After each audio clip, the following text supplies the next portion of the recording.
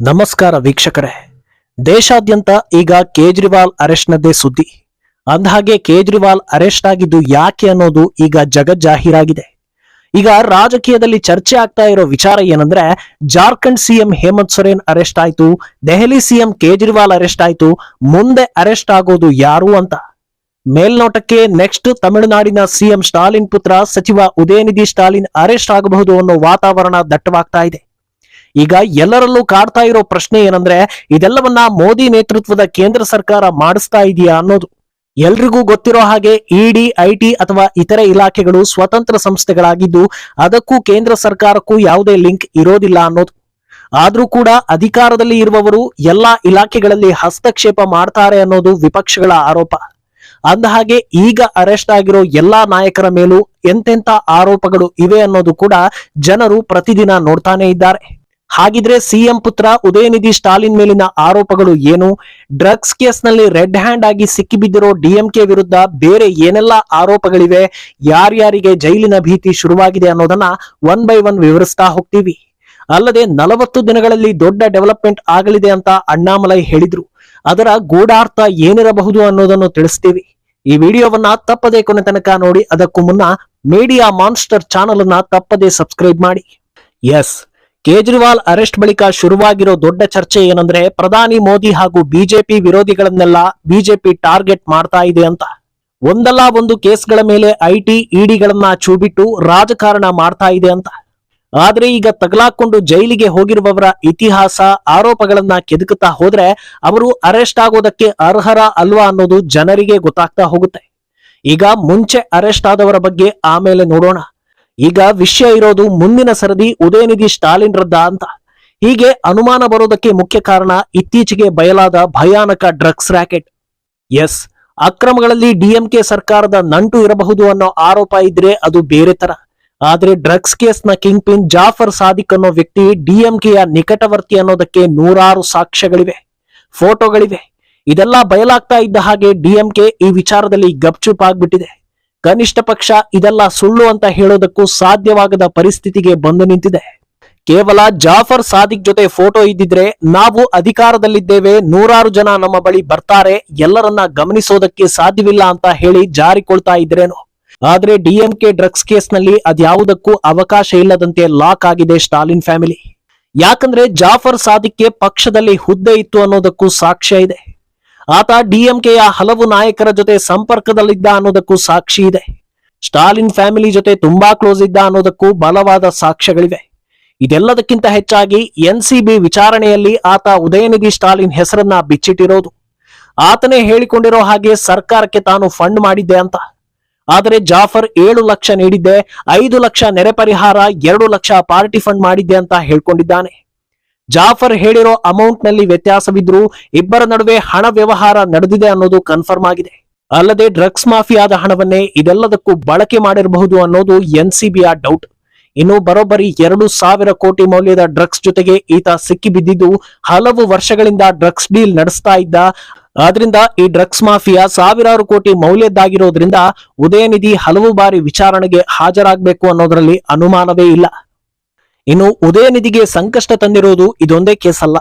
ಈಗಾಗಲೇ ಭ್ರಷ್ಟಾಚಾರ ಸಂಬಂಧ ಉದಯನಿಧಿ ವಿರುದ್ಧ ಹಲವಾರು ಆರೋಪಗಳಿವೆ.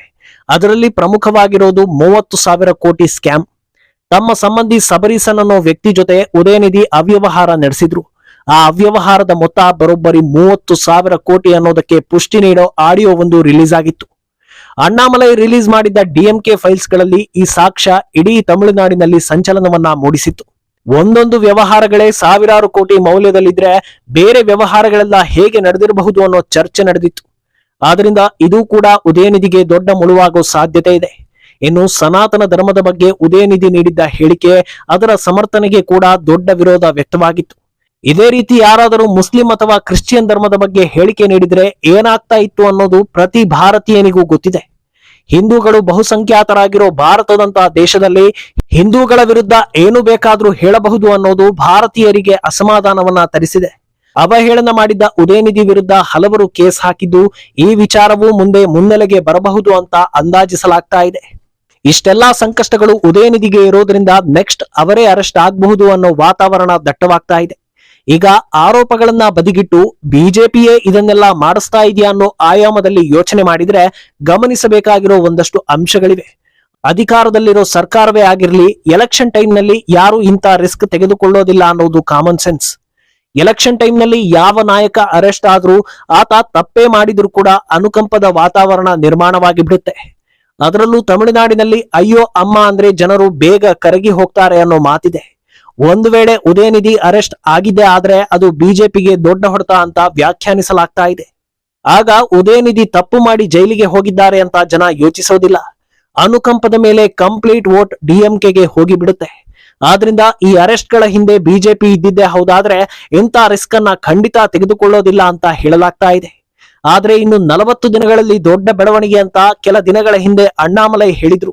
ಆದ್ರಿಂದ ಎಲೆಕ್ಷನ್ ಒಳಗೆ ಉದಯನಿಧಿ ಅರೆಸ್ಟ್ ಆಗಬಹುದು ಅನ್ನೋ ಕುತೂಹಲ ಕೂಡ ಹಲವರಲ್ಲಿದೆ. ಈಗ ಇನ್ನೊಂದು ವಿಷಯ ಏನಂದ್ರೆ, ಜಾರ್ಖಂಡ್ ಹಾಗೂ ದೆಹಲಿ ಸಿಎಂ ಅರೆಸ್ಟ್ ಹಿಂದೆ ಕೇಂದ್ರ ಸರ್ಕಾರ ಅಥವಾ ಬಿಜೆಪಿ ಇದ್ದಿದ್ದೇ ಹೌದಾದ್ರೆ ಯಾರು ಏನೂ ಮಾಡೋಕ್ಕಾಗಲ್ಲ ಅನ್ನೋದು. ಯಾಕಂದ್ರೆ ಅವರಿಬ್ಬರ ಮೇಲಿನ ಆರೋಪ ಸಾಬೀತಾಗಿದ್ರಿಂದಲೇ ಅವರನ್ನ ಅರೆಸ್ಟ್ ಮಾಡಿದ್ದಾರೆ ಅನ್ನೋ ಅಸಲಿ ವಿಷಯ ವಿಪಕ್ಷಗಳ ಬಾಯನ್ನ ಬಂದ್ ಮಾಡ್ತಾ ಇದೆ.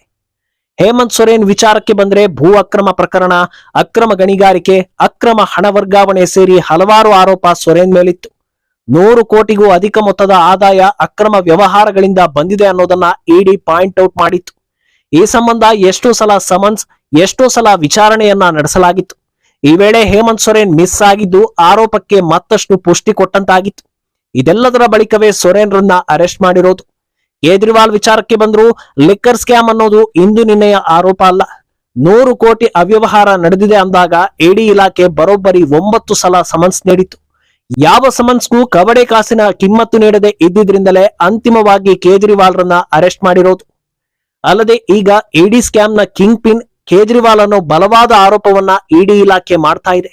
ಆದ್ರಿಂದ ಆರೋಪ ಮುಕ್ತ ಆಗೋ ತನಕ ಕೇಜ್ರಿವಾಲ್ಗೆ ಏನೂ ಹೇಳದ ಪರಿಸ್ಥಿತಿ ಉಂಟಾಗಿದೆ. ಇನ್ನು ಇದನ್ನೆಲ್ಲ ಎಲೆಕ್ಷನ್ ಸಲುವಾಗಿಯೇ ಮಾಡಲಾಗ್ತಾ ಇದೆ ಅನ್ನೋದು ಕೇಂದ್ರ ಸರ್ಕಾರದ ಮೇಲಿರೋ ಇನ್ನೊಂದು ಆರೋಪ.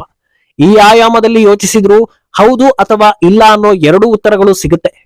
ಲೋಕಸಭಾ ಚುನಾವಣಾ ನಿಟ್ಟಿನಲ್ಲಿ ಯೋಚಿಸಿದ್ರೆ ದೆಹಲಿಯಲ್ಲಿ ಈ ಬಾರಿ ಬಿಜೆಪಿ ಕ್ಲೀನ್ ಸ್ವೀಪ್ ಮಾಡಲಿದೆ ಅನ್ನೋದು ಎಷ್ಟೋ ದಿನಗಳ ಹಿಂದೆಯೇ ರಿವೀಲ್ ಆಗಿದೆ. ಜಾರ್ಖಂಡ್ ನಲ್ಲೂ ಬಿಜೆಪಿಯದ್ದೇ ಹವಾ ಅಂತ ಸಮೀಕ್ಷೆಗಳು ಹೇಳ್ತಾ ಬಂದಿದ್ವು. ಇಷ್ಟಿರುವಾಗ ಇವರಿಬ್ಬರ ಅರೆಸ್ಟ್ ನಿಂದ ಬಿಜೆಪಿಗೆ ಲಾಭ ಇಲ್ಲ ಅಂತ ಹೇಳಬಹುದು. ಆದ್ರೆ ಲೋಕಸಭೆಯನ್ನ ಪಕ್ಕಕ್ಕಿಟ್ಟು ವಿಧಾನಸಭೆ ಬಗ್ಗೆ ಚಿಂತಿಸಿದ್ರೆ ಮುಂದಿನ ಬಾರಿ ಅಧಿಕಾರ ಹಿಡಿಯೋ ಸಲುವಾಗಿ ಈ ಪ್ಲಾನ್ ಮಾಡಿರಬಹುದು ಅಂತಲೂ ಹೇಳಲಾಗ್ತಾ ಇದೆ.